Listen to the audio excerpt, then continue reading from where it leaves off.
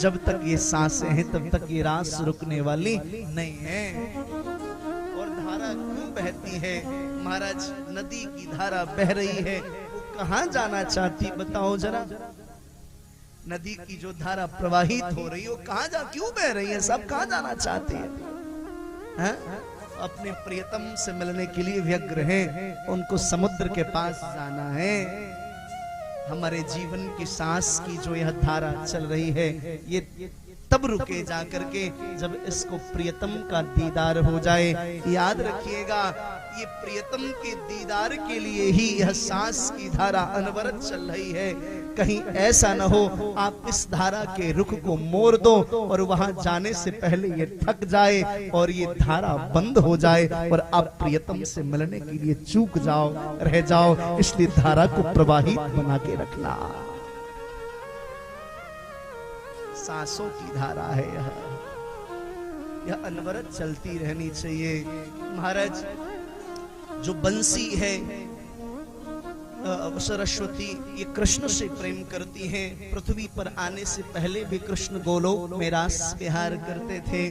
महाराज, ब्रह्मा ने साप दे दिया, सरस्वती तू मेरी ना हो सकी तो जा मैं साप देता हूं, तू कृष्ण की भी ना हो सकेगी, तू जड़ हो जा।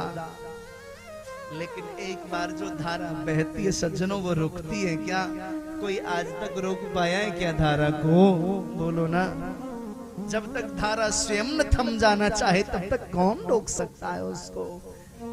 इच्छा शक्ति, क्रिया शक्ति, ज्ञान शक्ति, ये तीन शक्तियां हैं आपके धारा को प्रवाहित करने के लिए। जब भी धारा थमने का नाम ले, किसी एक शक्ति का आश्रय लेकर के धारा के वेग को और प्रबल बनाओ और आगे बढ़ाओ, जब तक तुम्हारा जीवन का परम चरम लक्ष्य न प्राप्त हो जाए। भगवान शुकाचार्य वर्णन करते हैं परीक्षित से, परीक्षित वो बंसी सरस्वती बांस बन गई, लेकिन साधना नहीं छोड़ा। बांस बनने के बाद इतनी साधना की कि रिक्त हो गई। एक दिन भगवान की निगाहें पड़ी, बोले जो अंदर से रिक्त है, खाली है, वो पृथ्वी पे रहने योग्य नहीं। एक डल्ली तोड़ा, वो डल्ली भी रिक्त थी। भगवान ने शब्द छिद्र करके देखे, ओहो ये तो विकारों से भी मुक्त है। बोले जो विकारों से मुक्त है उसको कौन सा स्थान प्रदान करो? सज्जनों, उठाया हाथों में, बात नहीं बनी, अधरों पे रखा और ऐसी फूंक मारी कि सारी दुनिया के जड़ वस्तु चैतन्य हो गए और जो चैतन्य थे वह जड़ हो गई। याद रखना, हमारा जीवन भी यदि कदाचित संत की कृपा से, बुद्ध पुरुषों की कृपा से, जागृत चेतनाओं की कृपा से, भगवत प्राप्त महापुरुषों की कृपा से यदि यह हमारा जीवन जो है यह भी विकारों से मुक्त यदि बंसी की भांति हो जाए, तो श्री ठाकुर जी एक दिन हमें भी अपने हाथों से उठाएंगे, अधरों से लगाएंगे और एक ऐसी फूंक मारेंगे कि सारा जीवन दिव्याति दिव्य हो जाएगा, धन्याति धन्य हो जाएगा और हमें हमारे जीवन का परम चरम लक्ष्य प्राप्त हो जाएगा।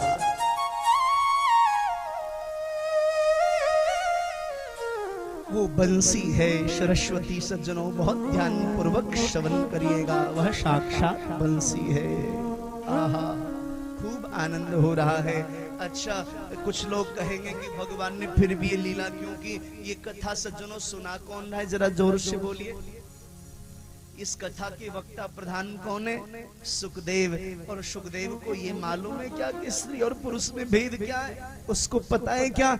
जिसने 12 वर्ष तक श्री गोविंद की लीला के दीदार के लिए गर्भ को मंदिर बना दिया हो। पिता कहते हैं बाहर आ जा, श्री सुखदेव कहते हैं मैं पिताजी बाहर नहीं आऊंगा, मैं तो बाहर नहीं तात आऊंगा, गर्भ में रह के हरि गुण गाऊंगा, चाहे सुख में रहूं चाहे दुख में रहूं, चाहे नरकों में यम यातना को सहूं, मैं तो गर्भ में ही हरि को रह जाऊंगा, मैं तो बाहर नहीं तात आऊंगा। पिताजी ने कहा क्यों नहीं आना चाहते हो बाहर? तो सुखदेव कहते हैं पिताजी मुझे बाहर सताए माया जगदीश की, मुझे चिंता सताए घर परिवार की, मैं तो गर्भ में ही मंदिर बनाऊंगा, मैं तो गर्भ में ही मंदिर बनाऊंगा, गर्भ में ही श्याम मंदिर बनाऊंगा, मैं तो बाहर नहीं। वो सुखदेव कथा गा रहे हैं। आप सोचो, जिसको यह नहीं मालूम स्त्री और पुरुष में क्या भेद है, क्या वो स्त्री और पुरुष की मिलन की कथा को सुनाएगा? जोर से बोलो। अच्छा, और आइए, प्रधान श्रोता है परीक्षित। परीक्षित कल मर जाएंगे, उनको सांप लग गया है। जिसको पता चल जाएगा कि कल मैं मर जाऊंगा, उसको ये स्त्री पुरुष के मिलन की बातें अच्छी लगेंगी। जोर से बोलिए। इससे प्रतीत होता है आत्मा और परमात्मा के मिलन का नाम ही रास है। सज्जनों, भगवान गए हैं और जाकर के बड़े भाव के साथ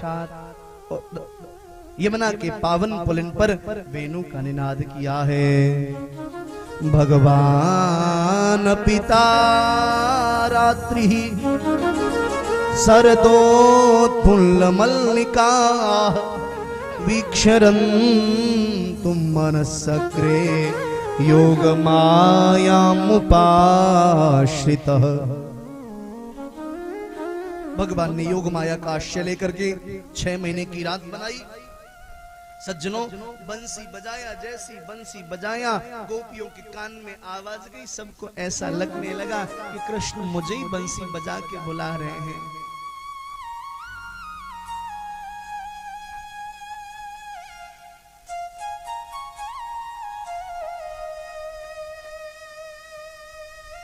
सबको ऐसा लगने लगा श्री ठाकुर जी हमको ही बुलाते हैं क्या?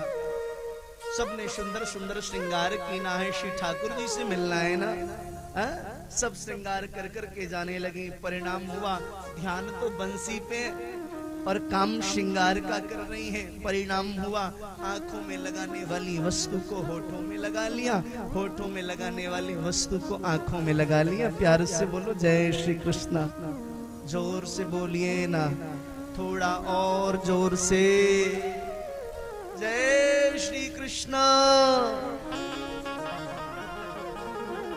सज्जनों, बहुत आनंद हुआ है। जैसे ही गोपियां जाने लगी, एक गोपी के सासू मां ने रोक लिया। अरे तुम नहीं जा सकती। बोले क्यों? बोले लोग क्या कहेंगे, तुम नहीं जा सकती। कमरे में बंद कर दिया सज्जनों, कक्ष में बंद कर दी ना। बंद करके कहा तू नहीं जाएगी। गोपी ने कहा सुनो माँ, मैं उन गोपियों से पहले पहुंच जाऊंगी, लेकिन एक दिक्कत है। बोले क्या? बोले जो गोपियां गई बिना रोके टोके वो तो लौट के आ जाएंगी अपनी सासू माँ के पास, लेकिन माँ अब मैं लौट के नहीं आऊंगी। सासू स्तब्ध रह गई, कैसी बात करती हो? बोले हाँ माँ मैं लौटूंगी नहीं, लेकिन सुनो आपको याद तो मेरी कभी आएगी ना। कभी मेरी याद आए तो आप भी श्याम सुंदर के पास ली जाना, और श्याम सुंदर के गले में जो पड़ी वनमाला हो और उस वनमाला के ऊपर बैठा हुआ जो भ्रमर हो, समझ लेना वही आपकी पुत्र वधू है, वही आपकी पुत्र वधू है। सज्जनों, 10 मिनट बाद जैसे कक्ष को खोला है, महाराज विरहाग्नि में जल करके, ये विरहाग्नि सबसे कठोर अग्नि होती है। जठराग्नि उससे भी बड़ी अग्नि होती है। हाँ? अग्नि भी कई प्रकार के होते हैं। चिता की अग्नि अलग होती है, फेरी लगाने के लिए अग्नि अलग होती है, भोजन बनाने के लिए अग्नि का अलग स्वरूप होता है, विरह की अग्नि अलग होती है, जठराग्नि अलग होती है। महाराज विरहाग्नि ने सताया है, जल के भस्म हो गई। 10 मिनट बाद द्वार खोला, थोड़ा राख मिला। इससे प्रतीत होता है कि यह साधारण लीला ने आत्मा और परमात्मा के मिलन का नाम ही रास है। मुझे पता है ये कथाएं आप सब लोगों को बहुत ज्यादा रास नहीं आ रही होगी, लेकिन जिसको थोड़ा भी माला का अभ्यास लग गया होगा ना, उसको इससे अच्छा और कुछ लग ही नहीं रहा होगा। जिसके अधरों को, जिसके जिह्वा को भगवान नाम का चस्का लग गया होगा, उसको इससे अच्छा रस कोई दूसरा लगेगा ही नहीं। ये नशा जल्दी चढ़ता नहीं है, चढ़ जाए उतरता नहीं है। भगवान शुकाचार्य वर्णन करते हैं परीक्षित से, परीक्षित महाराज गोपियां पहुंची हैं। गोपियां भी कोई ऐसी नहीं कि 9 साल की कन्हैया है तो 9 ही साल की गोपियां होंगी, नहीं, 20-20 साल की, 22-22 साल की गोपियां। और सुनो, ऐसी गोपियां जिसके मुख में दांतनी, पेट में आतनी, लहंगा फड़िया पहन करके कन्हैया के साथ गलबहिया डाल के नृत्य करने के लिए जा रहे हैं। जिसके बेटे और पोते भी कन्हैया से 20 साल बड़े हैं, वो बुढ़िया मैया गोपी बन के ठुमके लगाने जा रही हैं। अब आप समझ लो कैसा रास बिहार है। ये लीला सज्जनों बड़ी निराली है। हाँ, भगवान शुकाचार्य कहते हैं परीक्षित से, परीक्षित सारी गोपियां गई, श्री ठाकुर जी को घेर लिया। श्री परमात्मा बंसी का वादन कर रहे हैं।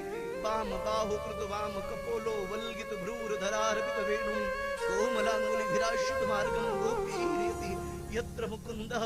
प्यारे श्याम सुंदर के मस्तक पे सुंदर मोर पंख है, सुंदर पीतांबर धारण करके रखी है, अधरों पे बंसी है, अपने बाएं कपोल को बाएं कंधे पे रख करके, कमर टेढ़ी करके, घुटने को टेढ़ी करके, और बड़े भाव से बजा रहे हैं। सारा वन शांत हो चुका है।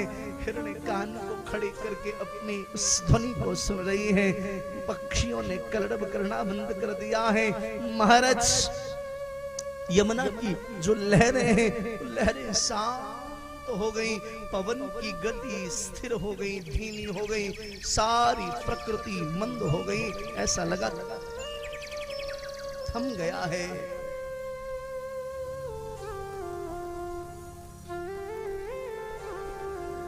भगवान शुकाचार्य वर्णन करते हैं परीक्षित से, परीक्षित श्री ठाकुर जी वेणु वादन कर रहे हैं। चारों ओर से गोपियों ने घेर के रखा है। अचानक आंख खुली है। जैसी आंख खुली सज्जनों, महाराज सामने में गोपांगनाओं को देखा। भगवान ने सबका स्वागत किया।